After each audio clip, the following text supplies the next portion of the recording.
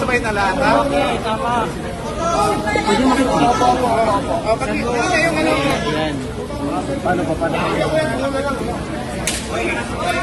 Kuya, wala daw audio. Kuya, wala daw audio. Hey, dali ah. Kuya, baba ng konti. Baba ng yan. Okay? Baba pa ng konti, baba pa ng konti. Okay na? Okay na? Sige.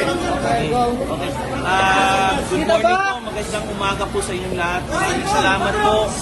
Nandito po kayo. Yung mga questions po ninyo, kay Attorney Danao na lang po siya na lang po sasagot. Maraming salamat and God bless us all. Thank you po. Sir, Attorney Mans, confident ba mga Okay, o. Sige na. 5 minutes, ha? O, sige, anong tanong? Attorney, paliwanag lang po ninyo kung ano yung pinay po ninyong kaso. Okay, ang pinahin po namin is isang criminal case po dahil sa paglabag ng Section 8A, RA 9160 na amendihan ng RA 11521. Ang sinasabi po sa batas ay bawal po na isiwalat ng AMLAC kahit anong impormasyon na nalakap nila sa mga bangko.